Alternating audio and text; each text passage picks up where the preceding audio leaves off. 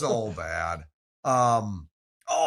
Back to the geography computer, right? Because this guy he knows everything. Well, are you pretty good at geography?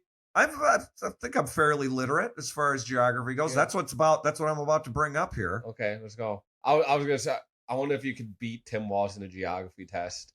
Well, see, if he wrote the test, it wouldn't be a geography test. No, he's not writing it. It would be an agreement with leftist propaganda test. That's what it would be. Imagine the first question. Imagine the first question on a Tim Walz geography test. Well, what do you think it would be? So if I came in and he knew like what I have been saying about him, you know what the first question on his test would be? What? Why do you hate black people? That's not a geography question, Tim. So, and it's so condescending. He's going on about how this good geography computer, it's so great. There's so much you can use it.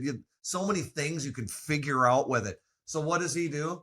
Says, you know what's scary is geography illiterate people in Congress. Yeah. Oh boy. Dude, Timmy, you got me there. Let me ask you a question. Do you think it's scary that the rates of illiterate people graduating from high school in the state just continues to go up, and that your presence in the school system correlated with it perfectly? How about all of the just plain illiterate people coming out of our schools with a rubber stamp from guys like you? What do you think, Timmy? Freaking idiot. Yeah, and that was 06 when he went to Congress. Then in 2018, somehow the universal nitwit group of this state voted him into the governorship. It's so disgusting. As governor, he finds it very valuable to convey complex information to effect change. What do you think the first thing he talked about was? Remember, black people. So he went into office in 18, right? And this speech is it's very recent, right? So he's looking back. Governor in 18, what was like the first like major thing that happened after 2018? COVID. Well, coof. Well, yeah, if you say that word, your video will probably disappear. No, you're right, actually. You got to say coof. Coof 19. They might give you one mention without taking your video. Okay. This is what he goes into. Yeah, we can use the system to teach people about immunology and outbreaks. You don't know anything about immunology. Just because there's data points in your geography computer and you were a geography teacher doesn't mean you know anything about it. And the best part about that was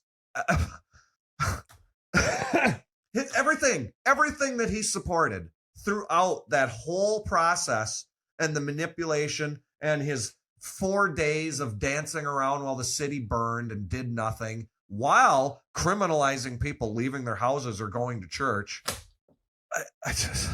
This is the description. He's an agenda driving parrot on that. He didn't know anything about it. He still doesn't know anything about it.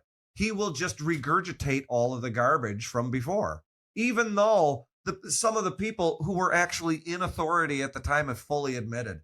Because generally, when they do something demented like that on purpose and they use a giant bureaucracy to increase people's suffering, a couple of years later, they just admit it because nobody's going to do anything about it.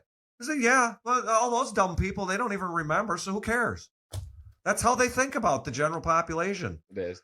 And now they always have the mindset, oh, this shit's just going to blow by. Yeah. It's going to blow over. No, listen to this. Remember, description equals explanation, right?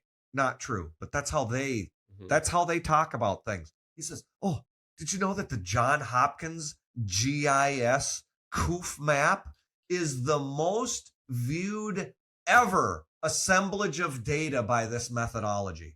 This using the geography computer to overlay data and do all this stupid garbage to teach politically motivated trash. And again, looking at data on a map isn't an explanation for anything. He's basically what he's doing. He's making an appeal to authority. Look, Johns Hopkins University is using this methodology to do all of this COOF data. Mm-hmm. So what? Just self-important jerk. He's oh my God, it just goes on and on. And then I found another clip of him where he's talking about his governor campaign and like the theme of it. So his theme for his 18 governor campaign was one Minnesota. Yeah. And he's absolutely vehement about the fact that it's not political. Even though you have to say it's not political. He's such a oh my God, I want to punch him in the throat. I want to punch him in the throat so bad. On the one hand, the collective. On the other hand, the individual. Whenever you hear a politician say unity, it's all collective, even though that's only one side of political thinking when it comes to human beings. You cannot just say collective and ignore the individual. If you do, you are revealing yourself as an occultist, demon worshiping piece of garbage. I'm sorry. But this is how he followed it up. He doesn't care, quote, what your motivation is or where you're at with this. Get vaccinated so you're alive to vote against me next time around, unquote. So it's not political. I'm going to use the force of voting. I'm going to use the force of the state to make you do things. That is the single strongest definition of political, using the force of the state. So just on its face, complete lie. Then he goes on to talk about building trust.